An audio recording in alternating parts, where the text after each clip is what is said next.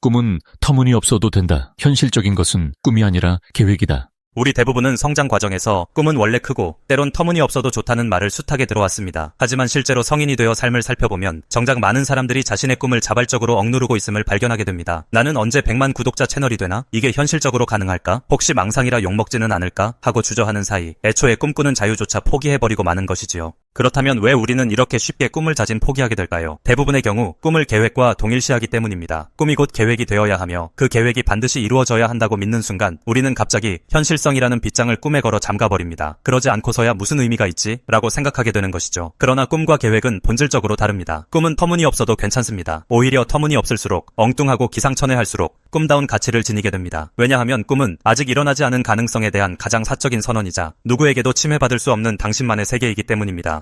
계획은 현실적인 목표와 구체적인 단계로 구성되어야 합니다. 예를 들어 유튜브 100만 구독자를 이루겠다는 것은 목표이자 이를 이루기 위한 계획을 단계적으로 세울 필요가 있습니다. 콘텐츠 기획, 일정 관리, 마케팅 전략, 피드백 반영 등의 현실적이고 측정 가능한 절차가 필수적이지요. 그러나 정작 당신의 마음속에는 이보다 훨씬 더 엉뚱하고 드라마틱한 영상 세계 또는 디지털 미디어를 넘어설 또 다른 무한한 가능성의 꿈이 존재할 수 있습니다. 내 채널이 세계적인 브랜드가 된다면 어떨까? 내가 하는 기획이 언어의 장벽을 초월해서 전 세계인에게 감동을 준다면? 같은 생각 말입니다.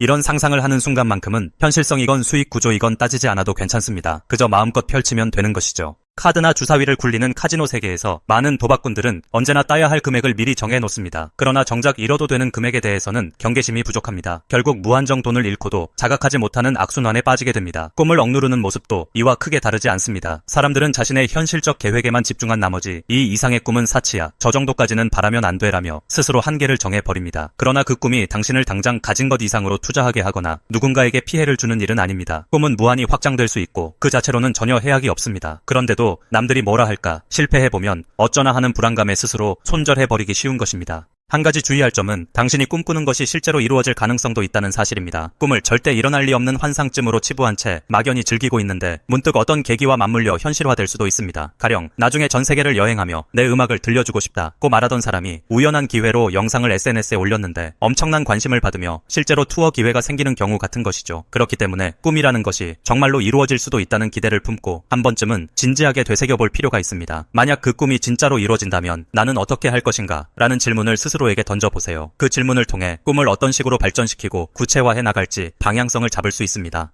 물론 하루 종일 책상에 앉아서 백일몽만 꾸라는 이야기는 아닙니다. 대부분의 위대한 성취는 꿈꾸는 것에서 출발했지만 결국 그 사람들은 꿈을 이루기 위해 세부 계획을 세웠고 부단히 행동하며 꿈과 현실을 연결하는 다리를 놓았습니다. 즉 우리의 삶에서는 꿈과 계획 모두 중요합니다. 꿈이 한없이 높이 날 수 있도록 이를 구체적으로 뒷받침해줄 현실적 계획 또한 필수적이지요. 세상에 이뤄질 수 없는 꿈이란 애초에 존재하지 않는다고 해도 과언이 아닙니다. 기술의 발전, 환경의 변화, 사람들의 사고방식 변화 등 우리가 통제하기 어려운 요인이 수도 없이 발생합니다. 어제까지는 어림없어 보이던 일이 오늘 가능해지고 상상조차 못했던 신기술이 내일 현실이 되기도 합니다. 그러므로 당신이 어떤 꿈을 꾸던 이건 너무 말도 안 되잖아 하고 스스로 단정지어버리는 태도는 버리길 바랍니다. 꿈꾸는 것을 두려워하지 않는다고 해서 누구도 처벌하지 않습니다. 오히려 당신이 바라거나 희망하는 마음이 없다면 이룰 가능성조차 생기지 않습니다. 많은 사람이 꿈이 커질수록 불가능하다는 결론에 도달하는 까닭은 꿈을 곧바로 바로 이룰 수 있는 계획으로 바꾸려 시도하기 때문입니다. 1단계, 2단계, 3단계로 잘게 나눈 뒤 막상 수치를 따져보니 지금 내 능력이나 환경으로는 역부족처럼 느껴지는 것이죠. 그렇게 스스로 실패를 선언하기 전에 원대하고 거대한 꿈은 계획으로 제한할 대상이 아니다 라는 사실을 기억해야 합니다. 대신 꿈을 언젠가 이룰 수 있게 만들 현실적인 계획을 따로 세우면 됩니다. 그 계획이 반드시 그 꿈을 전부 이루는 여정일 필요는 없습니다. 꿈의 10분의 1, 100분의 1만 실현해도 새로운 길이 열릴지 모르니까요.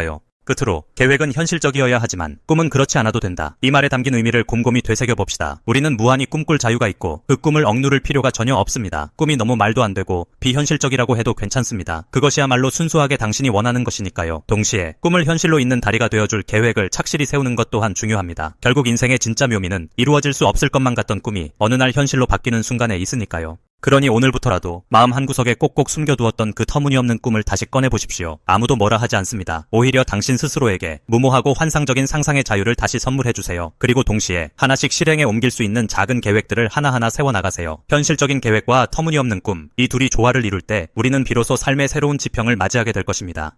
꿈을 강요당하는 사회, 획일적인 기준이 만든 꿈, 과연 누구의 것인가? 핑크 플로이드의 Another Brick in the Wall는 획일적인 교육 시스템과 사회적 억압 구조를 강하게 비판한 곡이다. 이 곡은 단순한 반항의 메시지를 넘어 개인의 개성과 창의성이 사회 시스템 속에서 어떻게 말살되는지를 경고한다. 특히 뮤직비디오에서 묘사되는 강렬한 장면들은 교육이 인간을 개별적 존재로 존중하기보다는 체제에 순응하는 벽돌로 만들고 있음을 상징적으로 보여준다. 뮤직비디오의 가장 충격적인 장면 중 하나는 교복을 입은 학생들이 공장의 컨베이어 벨트 위를 줄지어 걸어가는 모습이다. 이들의 얼굴은 점점 사라지고 무표정한 가면을 쓰게 되는데 이는 학생들이 정해진 규칙을 따르며 개성을 잃어가는 과정을 시각적으로 표현한 것이다. 이들은 결국 거대한 기계 속으로 빨려 들어가는데 그곳은 마치 고기 분쇄기처럼 학생들을 하나의 규격화된 형태로 찍어낸다. 이는 교육이 개인을 창의적 사고를 지닌 존재로 키우는 것이 아니라 사회가 필요로 하는 수능적인 인간을 만들어내는 공장과 다를 바 없다는 비판을 담고 있다. 가사에서도 이러한 메시지가 강조된다. We don't need no education. 우린 그런 교육이 필요 없다. 라는 구절은 단순한 교육 거부가 아니라 주입식이고 억압적인 교육 방식에 대한 저항을 의미한다. 학교에서 학생들은 개별적 사고보다 암기식 교육을 강요받고 기존 질서에 의문을 제기하기보다 복종하는 태도를 배우게 된다. 뮤직비디오 후반부에서 학생들이 교실을 부수고 반항하는 장면은 이러한 억압에서 벗어나고자 하는 강한 욕구를 드러낸다. SNS와 미디어가 끊임없이 발신하는 정상적인 삶의 모델이 이미 획일적 기준을 만들어내고 있고 그 기준에서 벗어나면 비정상이나 실패로 치부해버리는 경향이 강해졌습니다. 예컨대 대기업 취업, 경제적 안정, 결혼과 육아, 나아가 최신 트렌드를 맹목적으로 좇는 것 등 여러 형태의 표준화된 인생 설계도가 있습니다. 그중 하나라도 빗나가면 마치 낙오자처럼 취급되곤 합니다. 꿈을 상실하게 만드는 사회적 프로토타입. 우리 사회가 제시하는 정답들은 한편으로는 안전하고 편안해 보이지만 문제는 그것이 진정 나의 길인지 스스로 자문해볼 기회가 부족하다는 점입니다. 흔히 말하는 체제에 의한 사유가 이루어지는 셈인데 거기에서 조금만 벗어나도 왜 그런 길을 가느냐며 의심과 불안을 강요당합니다. 이를 창의성의 상실 혹은 자기 상실이라고 부릅니다. 무비판적으로 받아들인 표준 모델이 오히려 우리 고유의 목소리를 잃게 만든다는 것입니다. 내가 진정 원하는 것은 무엇인가를 묻지 못하는 사회. 개인의 자기 발견보다는 타인이 이미 인정해놓은 답안지를 찾는데 급급해지는 분위기는 결국 예술이든 학문이든 혹은 비즈니스든 혁신과 성장을 가로막는 장벽이 되기도 합니다. 학생 시절부터 특정 틀 안에서만 사유하고 행동한다면 어느 순간 내가 정말로 원하는 게 무엇인지 스스로도 분간하기 어려워집니다. 획일적 기준의 문제를 극복하려면 먼저 사회가 다양성을 존중할 용기가 필요합니다. 그리고 동시에 개인 스스로도 자신이 일방적으로 벽돌이 되어 버리지 않도록 끊임없이 자각해야 합니다. 광야로 나서라. 그래야 나를 찾을 수 있다. 영화 무파사, 라이온킹에서 주인공 무파사는 홍수로 인해 부모 사자와 떨어져 광야를 홀로 걷게 됩니다. 이는 과거 부모와 함께 있을 때 누렸던 안온함에서 벗어나 갑작스러운 혼자만의 생존을 체득해야 하는 상황을 상징합니다. 오늘날에도 많은 청춘은 비슷한 체험을 합니다. 고등학교, 대학교 시절까지는 부모나 학교 혹은 시스템의 테두리 안에서 보호받았으나 졸업을 앞두고 취업을 준비하거나 혹은 독립해야 할 시점이 되면 광야에 내던져진 기분을 느끼게 됩니다. 세계적인 경영 사상가인 피터 드러커는 위기는 인식의 전환을 위한 기회라는 말을 남겼습니다. 광야 같은 불확실성은 당연히 두려움을 야기하지만 역설적으로 새로운 창조가 일어나는 공간이기도 합니다. 역사를 돌아보면 혁신을 이룬 많은 인물들이 기성 질서에서 이탈하거나 실패와 방황을 겪은 뒤 비로소 자신만의 고유한 길을 만들어냈습니다. 이는 결코 우연이 아닙니다. 광야에는 정해진 답이 없기에 스스로 길을 찾아가는 과정에서 자아의 독립성이 절실하게 발현되는 것입니다. 개인마다 강도는 다르겠지만 한 번쯤 레일을 벗어나는 경험은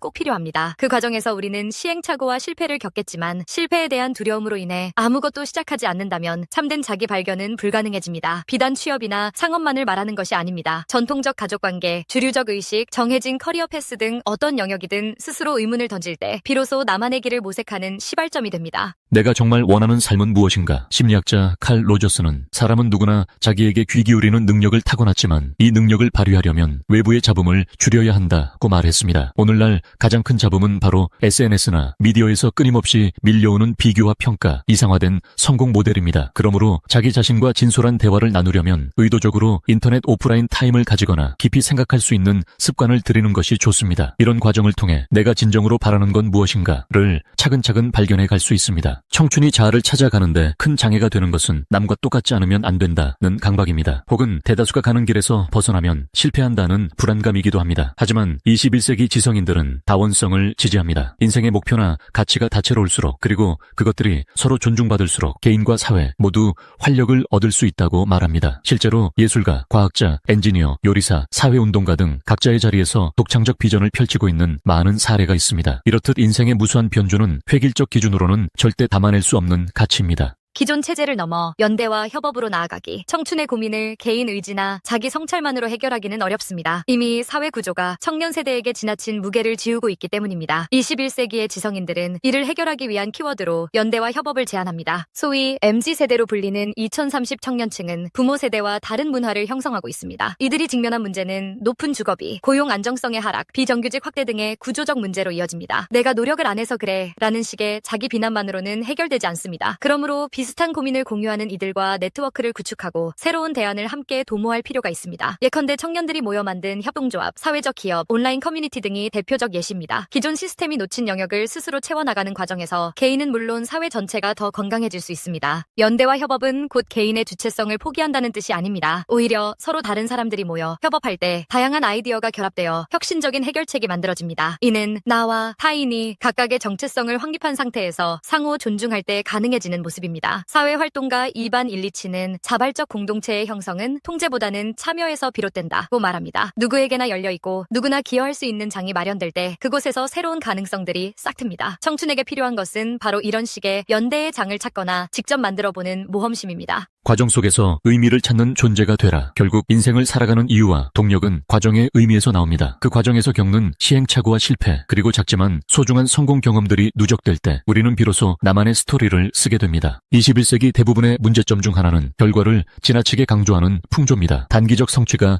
과대평가되어 시험 점수나 취업 여부, 연봉 수치에 너무도 큰 비중이 실리는 탓에 그 과정에서 자아가 황폐해지기도 합니다. 그러나 실존주의 철학자들은 오래전부터 삶의 의미는 목적지에 있지 않고 여정 자체에 있다고 역설했습니다. 과정에 주목하면 실패라는 것도 실제로는 새로운 배움의 한 형태가 됩니다. 자신이 한 선택들을 성찰하고 더 나은 방향을 모색하는 창조적 계기가 되기도 합니다. 급변하는 시대를 살아가다 보면 누구든 조급함을 느끼게 됩니다. 성공 스토리는 빛나 보이지만 그렇지 못한 다수의 사람들은 상대적 박탈감에 빠지기도 합니다. 그러나 모든 인간이 동일한 속도로 성장할 필요는 없습니다. 오히려 느린 성장이야말로 자기만의 색깔을 깊이 있게 만들어가는 과정일 때가 많습니다. 실패와 재도전을 반복하며 천천히 전진하는 과정을 인정하고 존중하는 문화가 자리 잡으면 그 안에서 다양한 형태의 꿈이 발현될 수 있습니다. 그리고 이는 사회 전체의 창의성을 높이는 동력이 되기도 합니다. 이 비디오가 유용했다면 좋아요와 구독 버튼을 눌러주세요. 행복한 삶을 위한 더 많은 팁을 공유할 테니 계속해서 성필원 채널을 검색해주세요. 감사합니다.